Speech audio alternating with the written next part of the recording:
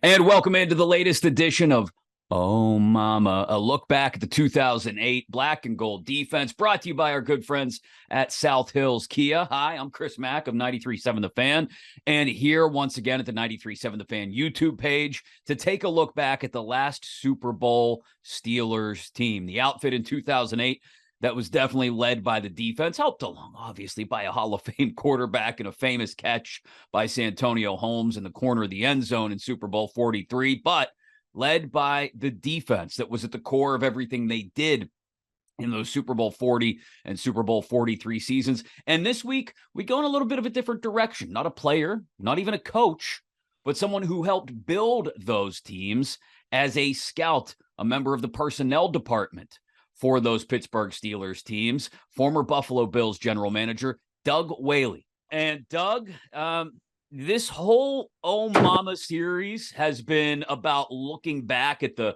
players and the coaches who were a part of that team, the last Steelers team to win a Super Bowl in Super Bowl 43. But I thought we'd go off the beaten path just a little bit and talk about the way that team was built. And you were a part of that. You were a part of that personnel department. And so I kind of want to start there. First, I've done this with everybody. I kind of go a little bit into everybody's backstory. People know, obviously, that are from Pittsburgh.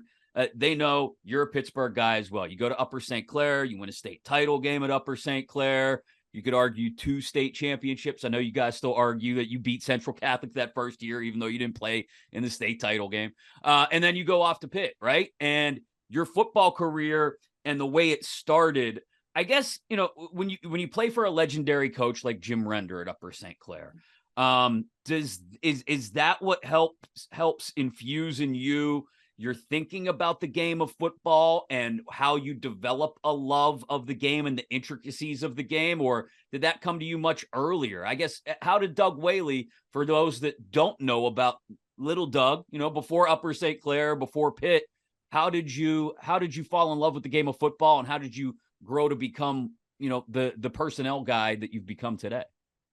Yeah, I'll start first of all, thanks for having me and appreciate you including me on this series. I'm very excited to see the finished product.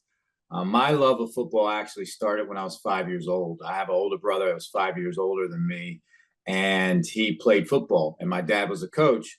So obviously I want to mimic my older brother. And they actually had an age limit of 6. When for the Pee Wee football, and I actually lied and said I was 6 and I was 5. So, and me being young for my grade, I have a September birthday, so I was always the youngest kid in the grade. But it didn't really faze me. I didn't really notice it until I got older. But it was just then you played up. You just played the older guys, and I thought it propelled me and pushed me to be better and not use it as a crutch, but use it as something that really inspired me to be like, well, I'm young, but that doesn't make a difference if you have talent or you raise your talent to that level. So it started there, but it really got entrenched, like you said, playing for Coach Render. He is a phenomenal football coach, but more importantly, phenomenal builder of young men's character. And the things I learned from him, and more importantly, the things I learned from him on the field, translated to my understanding, like you said, of the intricacies of the game, the concepts, so I could learn any systems, because a lot of people think football's really complicated. You can make it complicated, but the core concepts I've been around forever. So if you know some concepts, then you can really equate those to any systems. It's just going to be verbiage and how they are worded. So for me, and it really hit home when I got to college. As a freshman, I walk in the fall camp, and they're teaching basic concepts, and some of my fellow players just really didn't know those concepts. And I'm like, wow, you didn't know that? Right. A perfect example is when you're dropping in coverage, if you see, and it's 2 men in front of you, if a guy breaks out for outside, there's another guy going vertical. And if you watch any football game, if the number 1 receiver doesn't out, number 2 guy is going to go either a vertical or do a corner route. And that's just so you know, as a zone dropper, where the spots to drop. And for me to see guys learning that for the first time, it really smacked me in the face that how great of a coach Jim Render is. and how he taught not just plays and didn't teach to win. He taught you the game of football. And it helped me translate to being able to play my freshman year, not redshirt, and then also start from sophomore to my senior year. And it was because I had a leg up on a lot of the people I came in with. So that's where it really is rooted. And then after college, a lot of people don't know, I was going to go, actually, I was going to be either a stockbroker or a shrink. Imagine that. And then once they told me to be a shrink, you got to go to medical school. I said, I guess Right. I'm going to be a stockbroker. I'm good. Yeah. Yeah, I'm good. Long and short, interned under the Steelers, 94, 95. They go to the Super Bowl with the Cowboys. I'm looking around, like, this NFL stuff ain't that hard. Yeah. First year, I'm going to Super Bowl. It's going to be like this all the time. So from there, I went 3 years to the Seattle Seahawks, took the Northeast as a college scout, and then in 99 came back, and Tom Donahoe hired me twice, obviously once as an intern, and then hired me back as the pro personnel coordinator for the position I really interned under a couple years earlier. And that was in 99. 2000, Colbert comes in, and I was an infant. I was 26 years old. I knew the Steeler way. I knew how to run that department. But when Kevin came in, he really opened my eyes about how to manage people, the importance of details, and how to really look at the league as a whole instead of just myopically looking at it from the Pittsburgh Steelers. So from there, got the chance to be assistant GM in Buffalo from 10 to 14, and then 14 to 17 was the general manager. Now I'm actually on my second stint of building a football league. And that's something everybody's like, how do you like the XFL? I said, for someone to tell me I was going to work in the NFL, I was like, yeah, whatever. I thought I could try to play, but now that I'm a scout, self-evaluation is the key to life. Right. They were right. I couldn't play. It's a lot easier in retrospect, right? Yeah. But that's one of the things that it really hits home is, and this is, as I say, Whaley words of wisdom. That's one of the things I learned. If you can't evaluate yourself, who can you evaluate? So going into the XFL, people were asking me, well, how is it? And I said, can you imagine someone ever say to you, you're going to be able to start a professional sports league? And that challenge is what I really, really enjoy about everything in life. In the same way when people said, you're with the Steelers, you're a hometown guy, it's a successful organization, you just came off 2 Super Bowls, why would you go to Buffalo? I said, because it's a challenge. I'm a competitor. If I can't compete on the field anymore, I want to compete in my professional life, and that's why I did it. And this is why I love the XFL. And it's also opened my eyes up even more, because now there's football as a business, and there's a business of football. Now I'm learning football as a business. Now I was entrenched in football as the business of football, with scouting and putting together a team and trying to win. Now football as a business, now you're looking at promotions, sponsorship, deals, and all of that stuff. So it's made me a well-rounded football executive, I'd say.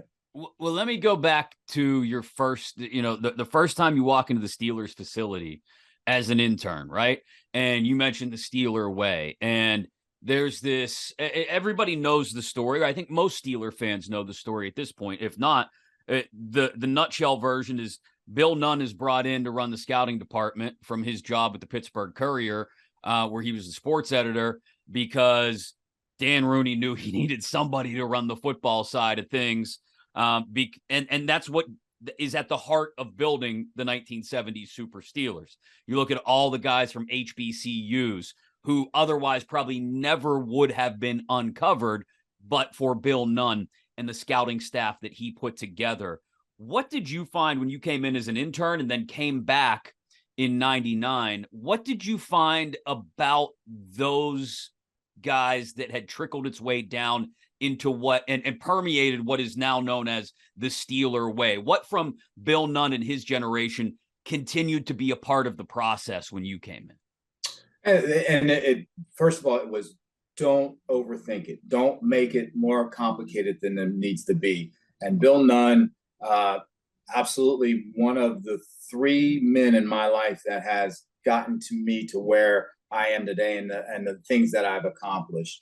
And you talk about the Steeler way. One, it's knowing that whatever you are tasked to do, if you do it to your best and help the team win, everything else takes care of itself. And it's really, before Bill Belichick made "do your job" the chic thing to say, that's what the Steelers were all about. If you are an intern, don't worry about anything else. Stay in your lane, but be the best intern you want to be. And there was a saying, Coach Cowher would always say, did you work Super Bowl quality today? Was your work at that level? And that's what and it was one of those things that just permeated. And I kind of equate it to when I go to New York City, it's a different feeling. When you step off that plane and you step in Manhattan, there's just an energy that you feel. Right. And when you step in the Steeler office and you walk by those trophies, you feel some responsibility. There's an aura like, okay, you have to do it this way because it's proven to be a successful way. And if you don't know that way, you'll quickly learn. And it's just really be quiet, follow the leader. And then you just start picking up tidbits here and there and there. And how you can do that is, one, they have success, but continuity. And that really helped, especially when you start talking about scouting. When you have continuity of system, of coaches, you can really hone in on your success, but more importantly, know your failures or your missteps and say, where did we deviate from our plan that this person we picked failed? And it's easier to uncover those and then say, okay, it was not the player that failed. It was us going against our tried true system. So how does the consistency of those processes help stabilize things when you go through large transitions like Donahoe to Colbert, or 7 years later, it's Cowher to Tomlin? How does, because you'll see oftentimes in any organization, when there's a change at a leadership level that high up in the organization, everything changes about the organization. But with the Pittsburgh Steelers, you've had two large changes, and I don't want to say immediately on the heels of them, but within a decade in one case, the changeover from Donahoe to Colbert, and then 5 years later, you're winning a Super Bowl, to then the changeover of a head coach, and a year later, you're winning another Super Bowl. How does the consistency lend itself to smoothing those transitions? Well, I'd say two things. One, it starts at the top. It's the Rooneys. And if any corporate leader does not reach out to the Rooneys and say, what is the process that you use to hire your top executives, they are losing the boat. Just look at their record. So what they put in place and the thought process behind the hiring process is the first part. Second part is, with that thought process, they have a roadmap, they have a vision, and they hire people that fit that vision. Because in my opinion, if the ownership comes in and says, I'm just going to go with the head coach's vision or the general manager vision, if you're wrong, then you start spinning your wheels. Now you got to go after someone else. If you have a vision that starts at the top at ownership and saying, this is what our organization is going to be about, how we're going to play, and how we are going to go about our business, if that coach doesn't work for some reason, you still have that foundation in place. And that's the second part. That foundation in place, obviously from the 4 Super Bowls that they had before, that foundation is saying there are going to be some ups and downs, but this foundation that we have built has been proven over time to be successful. Now you have to evolve in certain areas, absolutely, and you've seen lately they've evolved how they do contracts and different things like that. Mm-hmm. But the foundation of what they are all about is still in place, and you can see it the way the Steelers play now. Play good defense, don't turn the ball over, and run the ball. It's been that way since Noel, and it just shows you that again, you're going to have it's sports. You're not going to win every single year, but you're going to win more often than not. More importantly, you're going to be in that conversation more often than not. So what can be, those are the advantages, right? And they're clear and obvious to those of us that have been around the Pittsburgh Steelers our entire lives. But what are the disadvantages, I guess, if there are any, when you're going through again, what are periods of big upheaval and transition? And maybe there's an opportunity. Maybe it doesn't even have to be one of those transition periods. Maybe it's just a year where things aren't going well, and maybe a little more aggressiveness in one direction or another would lend itself to a greater result. Is that a disadvantage? I guess that being beholden to consistency at times, can that hold things back? Did you find that when you were in the organization? Was there ever a frustrating moment where you went, man, I wish we'd be more aggressive in this direction or that direction? Well, what I say is they are calculated when they make their aggressive moves. They're never going to be a trendsetter. So there's that philosophy. Some people want to say, I want to blaze that trail where everybody's like, let me copy them. The Steelers like, we're going to do this. We'll let you blaze that trail. We don't have to be first at what is new, but if it turns out to be very productive and constructive, then we'll just take it and try to be the best. So yeah, there's going to be some times where they're slow to evolve, and we probably lost some free agents, unrestricted free agents, by the way they structured their contract, and it wasn't at the level of the way other teams did. So, but you understand, you're comfortable losing some people, but knowing in the end, if that new trend doesn't work out and it backfires, you don't have to take that leap and that short walk off that long plank, or I mean, the long walk off the short plank. Yeah. So it hinders you a little bit, but in the long run, it protects you against fads that are out there in the industry. So one of the great exceptions to the rule that I can think of, and we talked to him a few episodes ago, was when the Steelers decided to go out and sign James Ferrier. Now, James remembers it probably more accurately than I as a fan do, which is I didn't have any other offers kicking around. The Steelers came to me, and they were one of the few, if not the only offer that made sense for me. So it wasn't, but James Ferrier at that point in time had been productive in New York for the Jets. And I think a lot of Steelers fans looked at it as, okay, this is a change in direction. This is a variation. This is one of those chosen moments like you talked about where they could be aggressive, but they go out, and that really to me is one of the cornerstones of those Super Bowl 40 and 43 defenses, is going out and getting James Ferrier.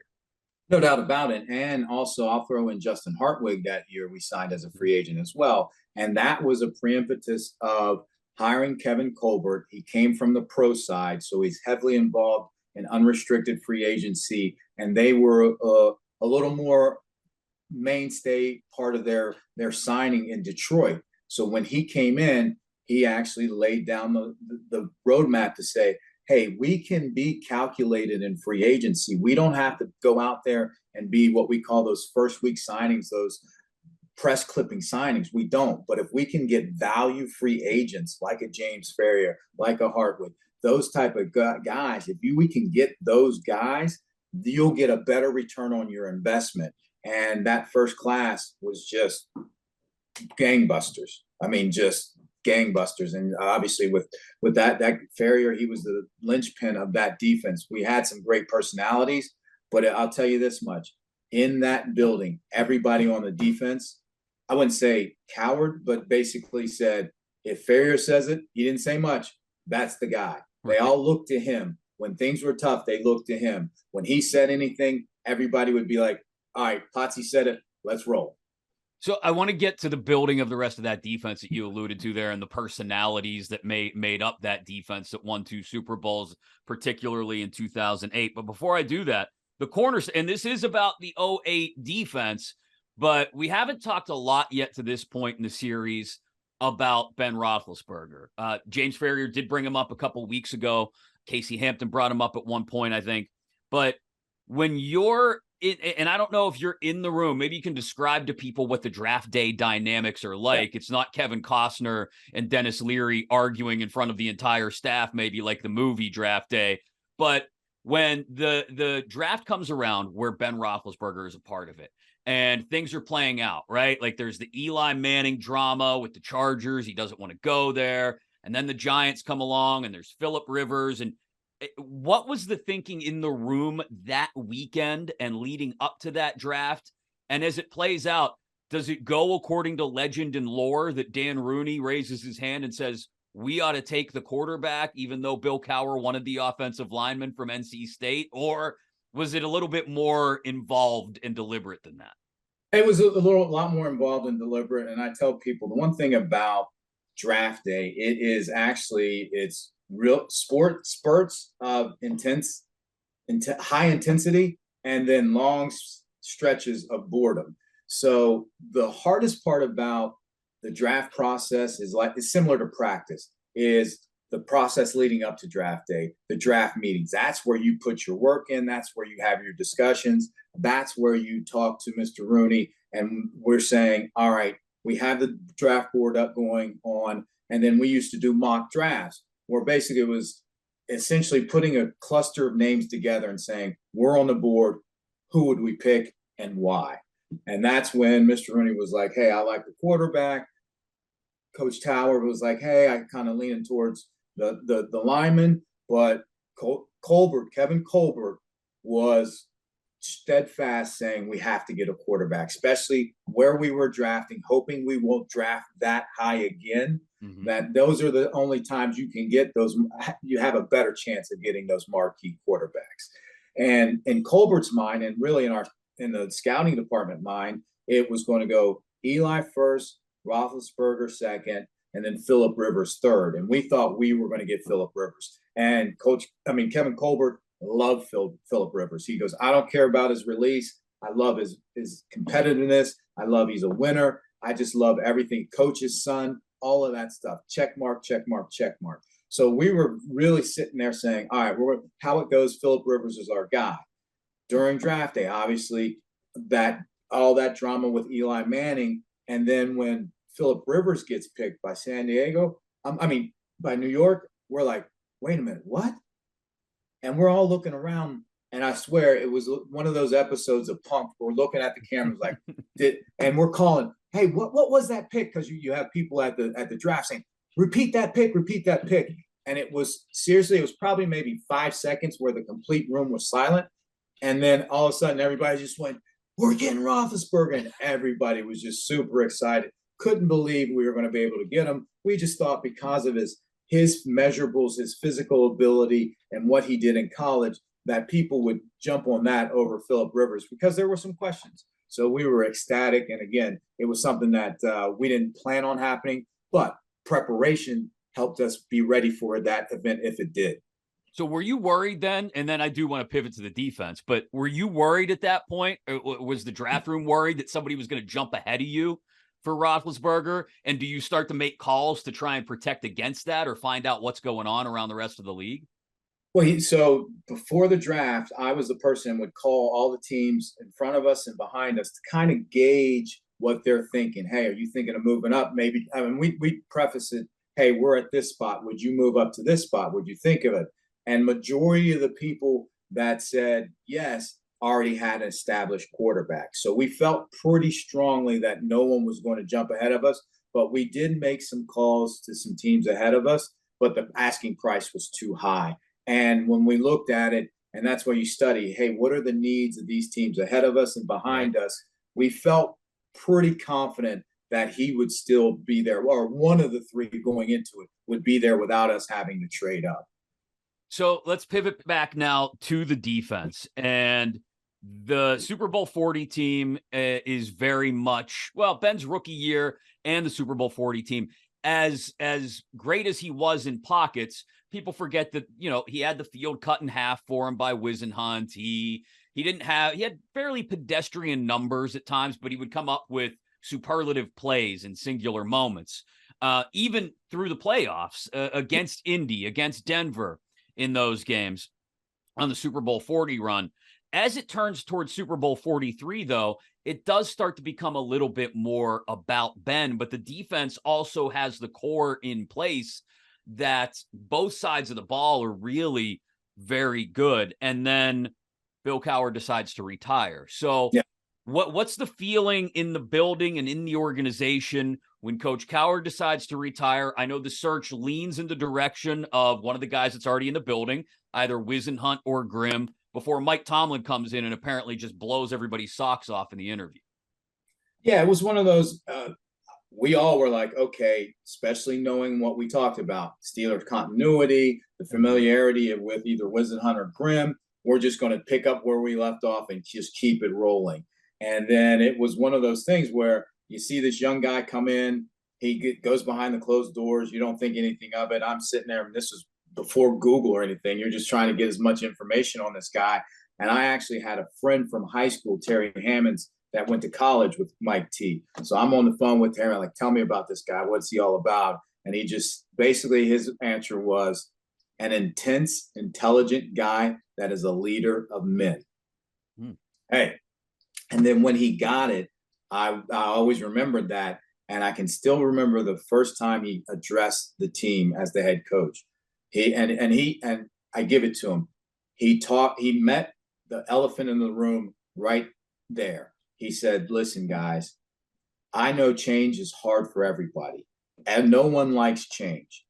But if you give me time to get to know you, and you give me time, then get to know me, and we all are just straight up and honest with each other and don't put on any airs, but have one singular goal, and that is to be the best we can be and get a trophy, things will be okay and things will be all right. But it takes time. And I'm not accepting you to buy into me right now. So he was willing to work it. He was willing to acknowledge that, hey, you guys had a lot of success. You may have wanted this guy, but give me a chance. Don't judge me until you give me a chance. And on the same token, everybody in this room is starting out at the same place. I'm not going to judge people with preconceived notions. I'm going to give you a chance. And I think the next most impactful decision he made, because he was a 4-3 guy, is keeping Dick LeBeau and going 3-4. That was one of those things where everybody's like, oh, he's a 4-3 guy. He's going to come in and change 4-3. But that shows you a true leader. A true leader is a guy that's going to serve the people that with what is best for them. And what was best for the Pittsburgh Steelers was to stay the course with 3-4 and having Dick LeBeau. Now, a younger guy now, or a guy that was all about him, would have came in and said, that's great, Dick, but we're getting out of here. We're switching to 4-3. That's what I'm all about, and it's my team, and we're going to go that way. So I think that decision in and itself was, I think, one of the major decisions in his tenure that set him propelled to where he is as regarded as a coach today. So the other thing that's happening as the transition from Bill Cowher to Mike Tomlin is taking place in 2006 and 2007, and that time frame is you and your guys are all going out there and you're still looking at players around the league. There's still scouting of college players taking place. And you're trying to, this has to be one of the hardest things, I would think, is taking a Super Bowl team, the 2005 team, Super Bowl 40, and figuring out, okay, how do we get better? We just won a Super Bowl. Yeah, we were a 6 seed and we had to scratch and fight and claw to get there and win it. But how do we get better now? You know, it's very easy to fall into the complacency role of, wow, we're Super Bowl champs. What else? You know, but how hard is it to get yourself back out there on the road? Especially, I look at 2006 in particular, Cowher's final year, 8-8. Maybe you start to see some of the holes that exist on the team that can be improved. Is that what leads you in the direction of then the 07 draft, which, at least on the defensive side of the ball, ends up being incredibly impactful, right? Timmons, Woodley, Gay, guys that were all brought in to essentially take over from established veterans who were part of a Super Bowl winner. And those guys not only helped them along into that role, but what was it like? I guess let's start with going out and finding those players, even though you're trying to build off of a Super Bowl championship team. It actually starts before that. It starts with the plan. How do you sustain success, especially in the new era of free agency? And the way, and I give it to Kevin Colbert and the Rooneys, and how they said, here's how we are going to be able to sustain success. Draft a guy in a position that gives him at least a year, maybe 2 years of tutelage under a established veteran, that at some point that veteran is either going to age out of his productivity or age out of us or increase his value enough that we can't sign him in free agency. So when you do that, then you're not sitting and depending on a lot of the ups and downs of a rookie and thrusting them into a predominant role on your team. And that's why a lot of people say, well, a lot of the higher picks didn't start early in the defense. And it was for two reasons. One, the defense was very complicated. And two, most of the time we had an established veteran in front of them, and we didn't want them to do that. We wanted them to learn the defense on their own time, but be able to contribute on special teams, which a lot of them did. And then when that time came where there was the philosophy, it's better to get rid of a guy a year too early than a year too late. So that's where that philosophy came down, and that's where that continuity, and it's just the overall thought process and plan of building a roster that can maintain the ebbs and flows of losing people. And that's what the thought process going in a lot of these drafts, like you said, drafting people that were in positions that you had established starters. So how hard is it, or maybe it's easy when you look at it from that perspective, but when you're going out and scouting and you're thinking to yourself, okay, yeah, you know what, we've got Porter, and we're not worried. We've got Hagens, we've got we've got Deshae and Ike, we've got Foot and Farrier. What the heck do we need an inside linebacker for? Do you find it hard then to dial in on some of those positions, thinking to yourself, well, we got the guys we want? Or is that maybe great training for becoming a future GM, as you did, in that you're constantly thinking about the next wave? Always. And it's a perfect example, because I used to have, when I was a GM, we'd have our draft class come in, and it was a rookie mini camp, and I'd address them saying, congratulations, you put so much sweat, tears, you've achieved a goal, but I just want to let you know, and it's rent's due every day. And guess what? This is early May. By mid-May, I'm going to the Blesto scouting meetings, and they're like, well, what's Blesto? I'd say, I start looking for your replacement. Okay. So they got to understand that, yes, as soon as you get there and you arrive, you got to keep playing, because we're going to have, that's our job, to keep filling that roster. So if something happens contractual wise, injury wise, we're not taking a dip. So for us, it actually was a benefit, because now you're saying, we know what works in our defense and the characteristics of the players that are having high success. We can use that as a barometer, as a checklist to say, does this guy have that check? Does this guy have that check? Does this guy? Great. And that helps you feel more comfortable putting a grade on a player. And again, every time we've done some self-evaluation of players that didn't live up to where we drafted their draft status, it was more because we ignored some signs in our checklist that we had, and we just said, well, we feel that's good about him, I think he can overcome it. 99% of the time, they never did. Yeah. Let me go to the 2008 season specifically. And you're watching these guys now, the ones that I mentioned, the 07 draft picks, start to ingrain themselves in the core of the defense. Willie Gay is sort of slowly taking over for Deshae Townsend and pushing Deshae inside to the nickel. You've got Lawrence Timmons taking snaps away from Larry Foote and even James Farrier at times. Lamar Woodley is an absolute stud. I mean, he's going out there and just wrecking shop. And that defense is doing what it's, I think they started the year in 2008 in particular, 5-1, 6-3. Really only one game in the last 7 of the season where they didn't perform well. It was down in Nashville against Tennessee, and Keith Bullock thought it was a good idea to step on a towel, and we know what happened after that. But as the defense, you're out, and your scouting department is out doing everything but watching your own guys. Like, that's kind of the last thing you do is, oh, what did we do? You're out trying to find, like you said, everybody's replacements. You're watching colleges, you're watching pros. What is it like when you finally get around to, you're wrapping up bowl season, maybe you're pushing into January and the playoffs start, and now you're probably getting ready for what? College All-Star time, right? But College All-Star game. The team that you've been helping put together is getting ready for a wild card game against the Chargers, and then all of a sudden the AFC Championship against the Ravens. Are you guys back in the building for those games, or are you just out doing your thing? Just out doing your thing. And let's talk about that defense. Think about this. I looked this up. They held 14 consecutive opponents under 300 yards. Imagine that. They were first to pass and second versus to run. And in that Chargers game, they held them to 14 yards rushing in a playoff game. Yeah. But to answer your question, yes, we're out and we're doing our duties. And for me, I was the advance. So whoever we were playing next, I'm looking at that team throughout the week, and then I'm going to their game that weekend. So if we played, like when we played San Diego, I come back with a report. Here's a breakdown of everybody that played. Here are the things that they did in the game that you can't get off film that I had to observe at that game. And what happens, everybody, you're so singularly focused on your job, be it college scout or advanced. And then when you play, you're so engulfed into that game saying, oh, this is it. And when you get to the playoffs, you know the finality of it is smacking you in the face.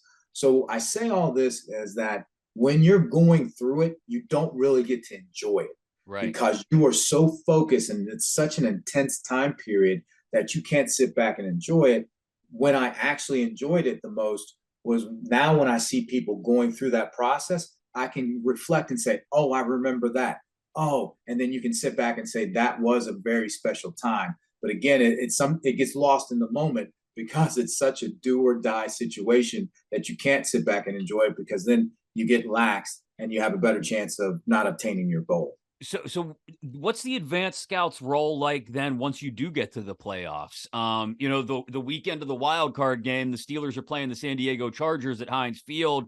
You're on the road looking at Baltimore or whoever, or the week of the AFC Championship game, which is one of the most storied games in recent franchise history. And you've got Troy Polamalu in the pick six, and Heinz Field is shaking, and Willis McGahee and Ryan Clark and everything.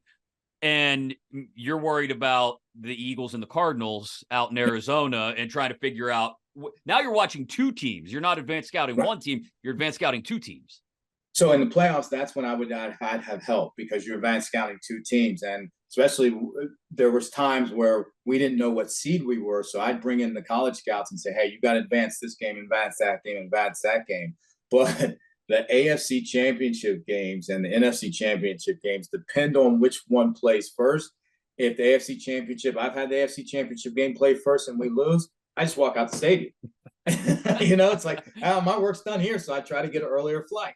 But if we play later, then you're doing work and then you just sit in that stadium and you watch. And it's one of those, it would have been a great commercial. There's maybe just the workers cleaning up and 3 or 4 people in the press box watching it. And myself and my partner that I was with, we win.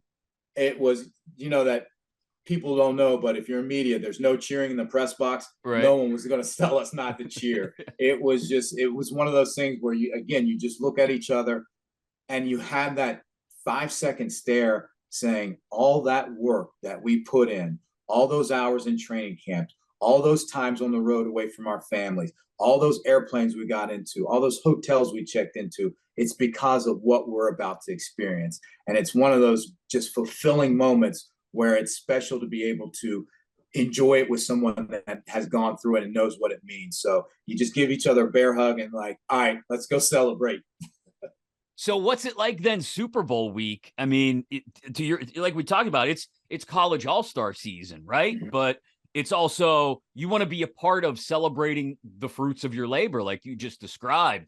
Do you airdrop into Tampa like 24 hours before the game and just kind of experience the game? Are you there all week sharing what you've learned and your staff has learned about the Cardinals? So what I would do is, a lot of people don't know, Bill Nunn, obviously they know him, but the day he retired from scouting from the Steelers is the day he took his last flight. So I was nominated, myself and Phil Kreidler, to drive him to Florida. And we went there a week ahead of time. And I was there all week, letting them know the tendencies I found, the personnel groupings, the signals, the hand signals that let them know what personnel groupings on offense were coming in, anything I could pick up on the defense that may signal a blitz. So I was helping them that way. And then our college scouts came in, I think around Thursday of that week. And then we split it up, a half of the day going out to the field, watching them practice. Because a lot of guys hadn't been around to practice since training camp. Right. Really just seeing the guys, seeing the coaches, and just really kind of soaking in the little enjoyment we could have that time. And the other half of the day, we would start do some college meetings. Like, okay, let's start looking at these. not only these all-star games, but how are we going to get together, get ready for the combine and stuff like that. And we'd have pre-draft meetings going through, looking at going through characters, making our stats. Okay. So we use that time wisely, but we also kind of broke it up where these guys could enjoy the moment. So it really is unsung work. You're not even there for most of the games that your own team is playing. You're like a spy, and I don't mean that in the Jim Harbaugh, Bill Belichick kind of way. I mean that it's your job to go out and learn as much as you can about the upcoming enemy. Right. And so you're not there at practices. I think it's eye opening for people to kind of put those two puzzle pieces together of, oh, I know scouts exist, but what really do they do? And to the extent that are you down on the field when the confetti starts to fall, or are you already halfway to an airport to take your flight to the next college all-star game? Well, then we're down on the field for the confetti. We're staying after to celebrate, and it's the next day. You're like, all right, we got to go. Yeah. So it's very succinctly, you get to enjoy it, but just like the NFL, it's the next day. You got it rent's due. We got to get ready for next year. And I still remember this, and it's indicative of our profession, but it also shows the intensity, excuse me, of our fans. One of my best buddies from high school, Phil Dunn, I'm actually going golfing with him after this. He called me after after we won, and I think it was Monday. And I said, hey, we're flying home today. Tuesday, obviously, we're going to the parade. And he goes like this: you don't need to go to a parade. You're a month behind all the other teams. Get in there and start looking at free agents. What are you doing? And I said, we will Wednesday. Give me one more day. Can I have 2 days? More. Yeah. Yeah. So, but that's the business. And that's why I'm saying you really you have some short times that you can enjoy it, but you can't really sit back and just really relish what you have accomplished until future years. Well, to your point, I know you rattled off some numbers earlier, but these are ones that I've rattled off to a couple of guys, and they were even eye-opening to Coach LeBeau when I gave them to him. But there are 4 Steeler defenses in the history of the organization that ranked first in the league in both yards allowed and points allowed. Only one of them came in the 70s, and it wasn't even a Super Bowl team. It was the 76 team that lost Franco and Rocky before the AFC Championship game, went out to Oakland and lost. The other 3 of those 4 Steelers teams that have been first in the league in both yards allowed and points allowed came under the Dick LeBeau defenses under both Cowher and Tomlin. 2004, 2011, and smack dab in between this team we just talked about in 2008. You were a part of the staffs that helped find the players that made up those teams. I don't think we can ever compare anything to the Steeler defenses of the 70s. But is it fair to compare what the Steelers defenses were in the early 2000s or mid 2000s? You know, again, those years, 2004 through 2011. Is it fair to compare those defenses to the defenses of the 70s? Are they as equally great? I think so. And I think what you do is, instead of pitting one against the other, you just look at the generation they played in and say, at the Steelers in the 70s, their defense was as dominant as we think the Steelers in the 04 to 11 range. And that's where I want to say that a lot of people like to say the greatest ever. I've stopped that conversation. I've talked about generation. And in that player's generation, in that defense's generation, were they considered one of the best? And that's how I think people should look at it, and historians should look at it, because in every generation, sometimes the games change, the rules have changed and stuff like that. So it's not always comparing apples to apples when you start looking across generations.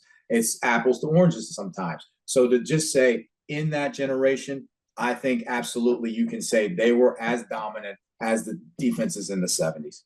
Before I let you run, Doug, I got to ask, was there a player who you saw either when he was in college or maybe before he became a Steeler, if he became a Steeler as a pro via free agency or trade or whatever it may have been? Is there a player you remember looking at and saying, oh, that guy's going to be whatever he became? Or the one that you look at and clearly remember? Like, I imagine there are plenty of guys that can say, oh, no, I saw Troy Polamalu at USC, and I knew he was going to be a star. But is there a guy that you remember looking at and going, oh, man, he's going to be something? I'll tell you one, Nate Washington. And at the time, Phil Kryler was one of our scouts, and he's like, hey, I got this guy from Tiffin, this wide receiver, man. I think I kind of like him. And he had told Coach Cower about him. He was raving about in the meeting. So in the spring, I'm like, okay. Kevin Colbert was like, go work him out. And when you go work out a guy specifically, you obviously go, I wanted to watch the film so I know what I'm going to look at. I'm like, this guy, he's got a little something to him. It's kind of exciting. And this was before, in the spring, it was before a lot of teams, and especially people like Tiffin, they didn't have indoor facilities. So we're going to work him out, and it's a rainy day. We had to go into the YMCA on a track where you have old ladies doing yoga and stuff in the middle of it. It was hilarious. But after that, he had run, and he didn't even run that fast, but all his, like his short shuttle, his 3-cone, all that other stuff showed some very good exceptional quickness. And then his ball skills were just outstanding. So when I came back, I was like, hey, this guy, if we got a 7th round, let's do it, but definitely a priority free agent. And then how it goes is after the draft, we're signing free agents. And I remember Coach Cower sitting there smoking a cigar saying, hey, Phil, where's your guy Nate Washington? And he goes, well, I didn't think we liked him. I said, let's sign him. I said, yeah, let's go sign him. So we ended up signing him, and the rest is history. Wow, that's awesome.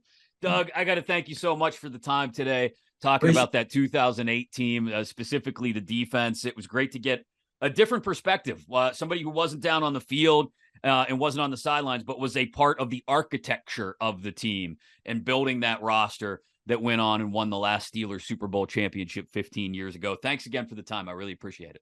No, thank you. And it was great just kind of looking back through some notes and just looking at it, and then those memories started flooding through. So appreciate you letting me relive one of the greatest moments in years of my life. Doug Whaley, an integral part of the Pittsburgh Steelers during the late Cower, early Tomlin years, which brought Steeler fans 2 Super Bowl titles in Super Bowl 40 and Super Bowl 43. Really, if you're looking for one of the people who's a part of the DNA of the Steelers facility and during the time of those 2 Super Bowl teams, and like we talked about, through the transitions of Donahoe to Colbert and Cower to Tomlin, he's your man.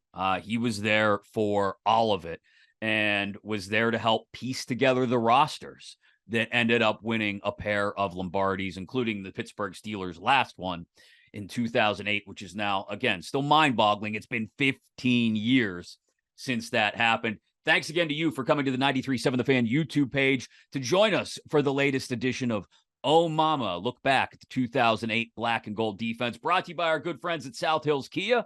We will continue this look back at the team throughout the fall, throughout the rest of the season, as we dig into what the moments were like off the field with guys like Doug Whaley, on the sidelines with people like Dick LeBeau and other members of the coaching staff, and certainly on the field in the heat of battle and those great moments that we all remember from the 2008 team with the players who were a part of the team and those games and those big wins right here on the YouTube page, 93.7 The Fan.